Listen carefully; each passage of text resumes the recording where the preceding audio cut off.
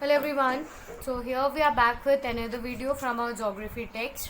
So हम लोगों ने मिनरल एंड पावर रिसोर्स वाला चैप्टर स्टार्ट किया था. वहाँ हम लोग ऑलरेडी मिनरल के बेसिक फीचर्स को डिस्कस कर चुके थे, है ना. तो हम लोगों ने हमारी प्रीवियस क्लास के अंदर डिस्ट्रीब्यूशन ऑफ मिनरल से स्टार्ट किया था, जहाँ हम लोग ऑलरेडी एशिया और यूरोप के बारे में पढ़ चुके थे.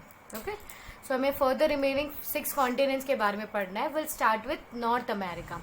तो सबसे पहली चीज़ आप इसकी जोग्राफिकल लोकेशन समझोगे कि नॉर्थ अमेरिका एक्चुअली है कहाँ पे. ओके, अब नॉर्थ अमेरिका की जब हम जोग्राफिकल कंडीशन समझते हैं बेटा, तो हमें इसको क्या करना है, सबसे पहले 3 पार्ट्स में क्लासीफाई करना है. अभी आपको यहाँ पे 4 to 5 कलर्स दिख रहे होंगे, ठीक है. 1 is green, red, light blue, dark blue and yellow. इसमें से आपको 3 कलर्स को बहुत इंपॉर्टेंटली समझना है. जो ये ग्रीन कलर हुआ, दिस पर्टिकुलर सेक्शन, ठीक है, ये वाला, यहाँ पर कुछ मिनरल्स अवेलेबल हैं. और फिर ये जो ब्लू वाला दिख रहा है आपको, कैनेडियन शील्ड नाम का, ठीक है, यहाँ पर दिस पर्टिकुलर जस्ट मिनट, जो डार्क ब्लू वाला जो सेक्शन है ना, यहाँ पर भी हमें मिनरल्स याद करने हैं. और लास्ट हमारे लिए ये येलो वाला पार्ट इंपॉर्टेंट है, ठीक है. येलो वाला पार्ट भी आपको यहाँ पे बहुत अच्छे से दिख रहा होगा, ठीक है. तो दैट से इसका मतलब मैं प्रॉपरली अगर समझाऊँ तो वेस्टर्न कैनेडा वाला आपको एरिया याद करना है. उसके बाद में आपको कैनेडियन शील्ड याद करनी है. और उसके बाद में लास्ट आपको एप्लेशियन रीजन याद करना है. ओके, तो इसको हम डिटेल में समझते हैं कि अगर हमसे क्वेश्चन पर्टिकुलरली पूछ लिया जाता है कि नॉर्थ अमेरिका में कौन कौन से मिनरल्स अवेलेबल हैं, तो वहाँ आप क्या समझाने वाले हो. नॉर्थ अमेरिका को 3 पार्ट्स में क्लासिफाई करोगे. सबसे पहला कैनेडियन शील्ड समझाओगे, जहाँ पे हम आयरन और निकेलियम, गोल्ड, यूरेनियम और कॉपर वाली अवेलेबिलिटी को समझाएंगे, ठीक है, कि कैनेडियन शील्ड में कौन कौन से मिनरल्स अवेलेबल है. आयरन और nickel, gold, uranium and copper. See basically बेटा मैं आपको एक और चीज़ समझाऊं कि इस चैप्टर में जितना कॉन्सेप्ट वाला जो पार्ट था वो हम ऑलरेडी डिस्कस कर चुके हैं कि मिनरल्स क्या होता है, कैसे उनका डिस्ट्रीब्यूशन होता है और कैसे उनका एक्सट्रैक्शन होता है ना. तो अब आपको केवल यहाँ पे बहुत सारे अलग अलग मिनरल्स हैं, जैसे आयरन, कॉपर, निकेल, जिनको हम लोगों ने क्लासिफाई किया था, अभी किस तरह से हमारे वर्ल्ड में, ग्लोब में हमें अवेलेबल होते हैं, बस वही हमने समझना है. और यहाँ पे समझने मतलब अगर आप मैक्सिमम अब अपकमिंग चैप्टर को आप देखोगे, उसमें अंडरस्टैंडिंग वाला पार्ट बहुत कम आ जाएगा और लर्निंग वाला पार्ट बहुत ज़्यादा आ जाएगा, ठीक है. तो सेकेंड रीजन की मैं बात करी थी वो था एप्लेशियन रीजन, जहाँ पर हमें कोल्स माइन मिलती है.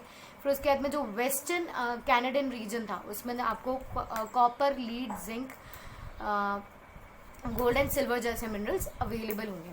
Okay, we have talked about Asia, we have talked about Europe and we have also talked about North America.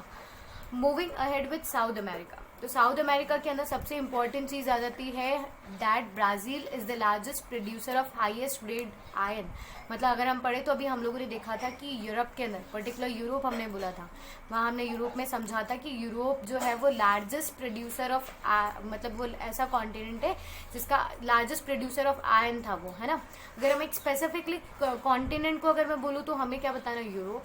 अगर मैं एक स्पेसिफिकली कंट्री आपसे पूछूंगी तो आपको वहाँ पे क्या बताना है, Brazil. Okay, so Brazil becomes the leading producer of iron. इसके बाद में आपके पास आ गया दूसरी कंट्रीज हमें पता चल गई है, ठीक है. पेरू एंड चील, जिसका वो फेमस है कॉपर के प्रोडक्शन के लिए. So this is what comes here for important one word question. आपको यहीं से वन वर्ड क्वेश्चंस पिकअप हो जाएंगे कि कौन सी कंट्री या कौन से कॉन्टिनेंट, ठीक है, वो फेमस है पर्टिकुलर चीज़ के लिए. Now if we talk again about producer of tin, तो यहाँ से भी हम लोगों ने हमारे पुराने, जब हम एशिया पढ़ रहे थे तब हमने पढ़ा था कि चाइना जो है वो लीडिंग प्रोड्यूसर ऑफ टिन होता है. फिर उसके बाद में ब्राज़ील एंड बोलीविया ऐसी कंट्रीज है जिनके पास काफ़ी अच्छा प्रोडक्शन क्वांटिटी अवेलेबल है टिन के मैटर में. ओके, सो अब यहाँ से अगर आप देखोगे ओवरऑल इस चैप्टर को समझने की, अब जब हम डिस्ट्रीब्यूशन पढ़ते हैं तो अब आप यहाँ से चैप्टर में केवल इतनी चीज़ समझनी आपके लिए ज़रूरी है कि अभी तक हमने क्या पढ़ा है, मिनरल्स क्या होते हैं, टाइप्स क्या होते हैं, फीचर्स क्या होते हैं, एज वेल एज उनका डिस्ट्रीब्यूशन कैसे करते हैं हम लोग, है ना.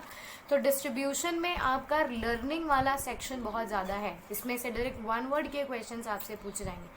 मतलब बहुत रेयरली आपसे ऐसा पूछा जाएगा कि साउथ अमेरिका का डिस्ट्रीब्यूशन समझाओ, पर आपसे वन वर्ड क्वेश्चंस जो है वो यहाँ पे आपसे ज़्यादा पूछे जाने वाले हैं. Okay, like who is an exam, which continent is the leading producer of iron, तो वहाँ पे आप कौन सा बताने वाले हो, यूरोप. ओके, फिर सेकेंडली अगर मैं बात करूँ तो ये साउथ अफ्रीका का, साउथ अमेरिका का लोकेशन है.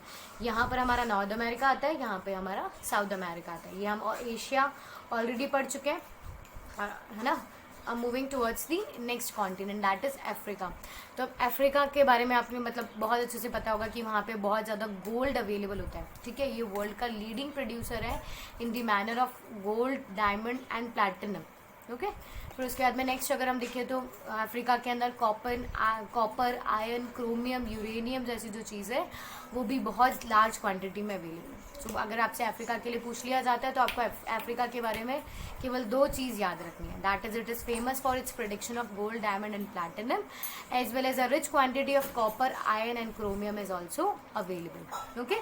फिर उसके बाद में अगर हम देखें तो ये अफ्रीका की जोग्राफिकल लोकेशन भी हमें समझ आ चुकी है ना। अब इसके बाद में नेक्स्ट हम लोग आ जाते हैं ऑस्ट्रेलिया पे। तो Australia is the largest producer of bauxite. Another important, which continent is the largest producer of bauxite, that is Australia, ठीक है। It is also a leading producer, मतलब अफ्रीका के बाद में इसके पास भी ये भी लीडिंग प्रोड्यूसर्स में से आता है, one of the leading producers में आता है gold, diamond, iron, tin and nickel में, ओके। फिर उसके बाद में अगर हम स्पेसिफिकली जैसे अभी हम लोगों ने नॉर्थ अमेरिका में पढ़ा था, है ना, उसी तरीके से ऑस्ट्रेलिया में भी कुछ एरियाज आपको याद करने, ठीक है। जैसे कोलगार्डी वगैरह ये जो एरियाज हैं यहाँ पर गोल्ड डिपॉजिट्स अवेलेबल है, ओके। तो ऑस्ट्रेलिया से आपको सबसे पहली चीज़ क्या याद करनी कि बॉक्साइट तो सबसे ज़्यादा अवेलेबल है, फिर इसके पास बहुत अच्छी लार्ज क्वांटिटी में gold, diamond, iron, tin and nickel भी अवेलेबल है, okay. So this is particular the geographical location of Australia below India अगर हम देखेंगे, है ना, इंडियन ओशन के ईस्टर्न साइड में। So now coming towards the last continent that is the 7th continent Antarctica, ठीक है, जो पोलर रीजन्स पे आता है ना, नॉर्थ और साउथ पोल्स पे आता है। तो यहाँ पर भी अच्छी क्वांटिटी में गोल्ड, सिल्वर और ऑयल्स अवेलेबल है। यहाँ पे सबसे इंपॉर्टेंट और रिपीटेडली क्वेश्चंस, मतलब 1 वर्ड के क्वेश्चन तो मैंने बताया कि वो यहाँ से बनने वाले, पर जो सबसे ज़्यादा रिपीटेडली 1 वर्ड क्वेश्चंस जो बनते हैं वो यहीं से बनते हैं, ठीक है। लाइक फॉर एग्जाम्पल आपसे पूछ लिया जाएगा दैट प्रिंस चार्ल्स माउंटेन जो है वो किसके लिए फेमस है, so it is famous for iron capacity, okay, it's having it iron content. फिर उसके बाद में मैं बात करूँ तो ट्रांसेंट्रिक माउंटेन्स जो हैं वहाँ पर हमारे पास बहुत सारे कोल माइंस अवेलेबल है, ओके। सो इस तरह के क्वेश्चंस आपसे पूछे जाने वाले हैं। सो ये हमारी बेसिकली अंटार्कटिका की हमारी जोग्राफिकल लोकेशन आ गई, ओके। तो अब बेटा यहाँ से आप लोग जो प्रॉपरली आप क्या समझ चुके हो, जितने भी मिनरल हमारे वर्ल्ड में अवेलेबल है, अभी तक हम लोगों ने बात किया था ना कि जो मिनरल होते हैं वो all over the globe distributed होते हैं और अनइक्वल मैनर में डिस्ट्रीब्यूटेड है, जिसकी वजह से किसी एक कंट्री के पास तो पर्टिकुलर मिनरल की सरप्लस होती है और किसी एक कंट्री में उसकी डेफिशिएंट होती है। जैसे अगर मैं पर्टिकुलरली बात करूँ गोल्ड, सिल्वर वगैरह जो थे ये अफ्रीका वगैरह यहाँ पे लिमिटेड है। अगर वही चीज़ अगर मैं इंडिया की बात करूँ तो इंडिया में आपको मिलेगा गोल्ड, ठीक है, गोल्ड है, कोलार माइंस में है केवल कर्नाटका में, उसके अलावा हमारे पास इतनी सरप्लस क्वांटिटी में गोल्ड अवेलेबल नहीं है। तो that makes mineral and like उसके पास एक फीचर हमें डिस्क्राइब कर देता है that is it is unevenly distributed all over the globe, okay. तो हम जब सारे कॉन्टिनेंट्स पढ़ चुके हैं अब हम लोग आ जाते हैं इंडिया पे, पर्टिकुलर इंडिया पे स्विच कर लेते हैं, okay. So distribution of India की अगर मैं बात करूँ तो यहाँ पे पता है कि आपको मतलब बहुत इजी आपको एक चीज़ समझनी है कि आपको इंडिया में कौन कौन से मिनरल्स अवेलेबल है। लाइक सबसे ज़्यादा जो क्वांटिटी अवेलेबल है in the form of iron, bauxite, mica, copper, manganese, limestone, gold and salt हमारे पास अवेलेबल है, ठीक है। तो अब इनको याद करने का बहुत अच्छा ट्रिक दे देती हूँ मैं। अगर आपसे पर्टिकुलर आयरन पूछा जाता है तो आप आयरन का बता देना कि आयरन जो है अच्छा इंडिया के पास भी अच्छी क्वांटिटी में आयरन अवेलेबल है। और आपको पता है क्या चीज़ कि मैंने आपको हमेशा समझाया कि 8th स्टैंडर्ड और 10th स्टैंडर्ड की ज्योग्राफी तो को रिलेट होकर के चलती है। तो जब यही सेम चैप्टर जब आप 10th स्टैंडर्ड में पढ़ोगे तो आपको पता है क्या करना पड़ेगा वहाँ पे, एक ही जैसे अभी अगर आप आयरन पढ़ोगे तो आपको आयरन की एक पर्टिकुलर बेल्ट पढ़नी पड़ेगी। जैसे अभी तो आपको मैंने केवल यहाँ पर स्टेट्स लिखे हुए दिख रहे हैं ना कि झारखंड है, उड़ीसा है, छत्तीसगढ़ है, मध्य प्रदेश है, वहाँ पर उसकी एग्जैक्ट लोकेशन पढ़नी पड़ेगी और कौन सी क्वालिटी का कितना आयरन आपको वहाँ पे मिलता है, ठीक है, वो सारा आपको डिटेल में समझना पड़ेगा, ठीक है। तो यहाँ पे आपको आयरन से केवल यह क्या याद करना है कि हमारे पास अच्छा हाई ग्रेड आयरन और क्वालिटी अवेलेबल है और वो हमें कौन से स्टेट्स में मिलती है, झारखंड, उड़ीसा, छत्तीसगढ़, मध्य प्रदेश। इसमें से मैं आप हर एक जब जो आप जितने भी मिनरल्स पढ़ने वाले हो उसमें आप देखोगे, नोटिस करोगे कि झारखंड हुआ, छत्तीसगढ़ हुआ, मध्य प्रदेश हुआ, ये जो स्टेट्स के नेम हैं ये रिपीटेडली यूज़ किए जाते हैं। झारखंड तो एक ऐसा स्टेट है जिसमें सभी मिनरल्स अवेलेबल होते हैं।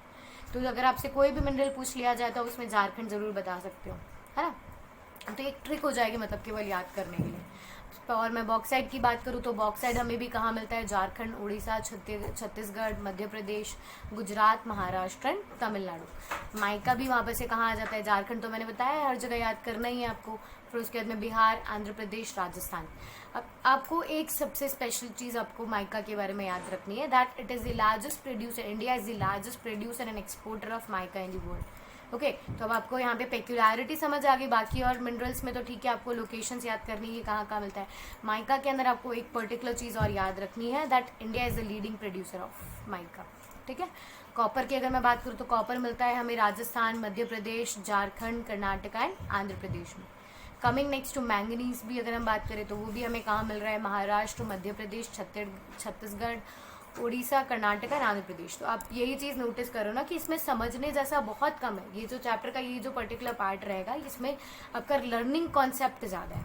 ओके तो लाइमस्टोन भी आ गया। अब गोल्ड के लिए मैं बात करूँ तो गोल्ड हमारे इंडिया में बहुत स्कैंटी कैपेसिटी में मिलता है, बहुत लेस अवेलेबल है हमारे पास में।